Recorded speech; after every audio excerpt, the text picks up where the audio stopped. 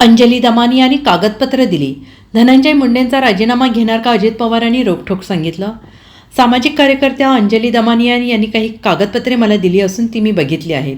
Cabinet झाल्यानंतर मी आज मुख्यमंत्री देवेंद्र फडणवीस यांना भेटणार होतो, मात्र त्यांना नागपूरला जायचं असल्याने ही भेट होऊ शकली नाही.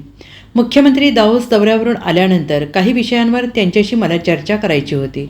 फोनवर वेळोवेळी आम्ही चर्चा केली आहे, मात्र प्रत्यक्षात आमने सामने बसून चर्चा करायची होती. त्यानंतर मुख्यमंत्र्यांनी मला अँटी चेंबरमध्ये बोलवलं आणि आम्ही त्या अनुषंगाने चर्चा केली. यात विविध विषयांच्या अनुषंगाने आम्ही चर्चा केली आणि यात मुख्यमंत्र्यांनी मला सांगितलं आहे की ज्याप्रमाणे अंजली दमानिया तुम्हाला भेटल्या तशा त्या मला देखील भेटल्या. त्यांनी मलाही काही कागदपत्रं दिली आहेत. मात्र या प्रकरणी जी काही चौकशी सुरू आहे त्यामध्ये SIT, CID, न्यायालयीन चौकशी अशी 3 प्रकारे चौकशी सुरू आहे. त्या संदर्भात काय वस्तुस्थिती आहे हे तपासलं पाहिजे, त्यानंतर याबाबत ठरवलं पाहिजे अशी माहिती मुख्यमंत्र्यांनी या संदर्भात दिली आहे. आणि याबाबत मुख्यमंत्री असतील किंवा मी स्वतः असेल, आम्ही वेळोवेळी सांगितलं आहे की बीड इथे ज्या प्रकारे निर्घुण हत्या करण्यात आली त्यात जे कोणी दोषी असेल त्यांना फाशीची शिक्षा झाली पाहिजे. तर अशा पद्धतीने प्रयत्न सुरू असल्याची माहिती राज्याचे उपमुख्यमंत्री अजित पवार यांनी दिली आहे. मी काही कागदपत्र माझ्याकडे त्या ठिकाणी दिली. मी ती कागदपत्र घेतली, ती पाहिली. मी आज कॅबिनेट झाल्यानंतर मुख्यमंत्री महोदयांना नागपूरला जायचं होतं, पण मी आज रात्री मुख्यमंत्र्यांची वेळ घेणार होतो, कारण मला काही विषयाच्या बद्दल मुख्यमंत्र्यांशी बोलायचं होतं. कारण दावोसवरून आल्यानंतर मला म्हणजे फोनवर आम्ही बोललो, परंतु समक्ष एकमेकाशी भेटून असं मला बोलता आलं नाही. पण ते म्हणले मी जाणार आहे, तर आत्ताच तुम्ही अँटी चेंबरमध्ये माझ्या या, आपण तिथं बसू. मग नंतर मी जाऊन जे काही विषय वेगवेगळे होते त्यावेळेला तुम्हाला जसं अंजली दमानिया भेटल्या तशा मला पण भेटल्या.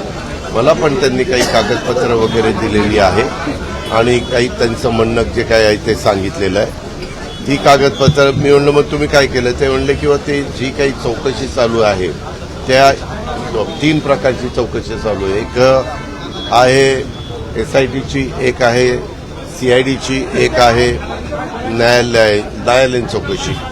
तर त्या संदर्भात CID आणि SITच्याकडं ती माहिती, कारण उद्याच्याला कोणी पुरावे दिले तर त्याची पण शहानिशा करायला लागते, त्या पद्धतीनं ते दिलेले आहेत.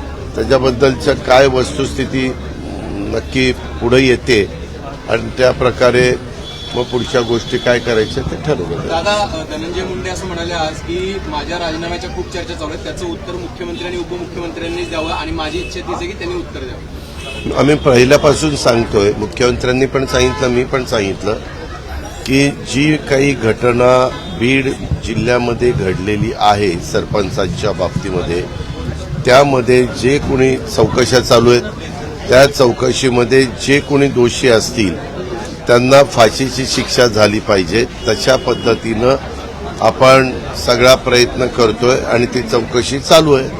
त्याच्यात जर कुणाचे आणखीन काही नावं आली तर त्यांच्यावरही कारवाई केली जाईल, परंतु जर कुणाचा संबंधच नसेल तर कारवाई करण्याचा प्रश्न येत नाही.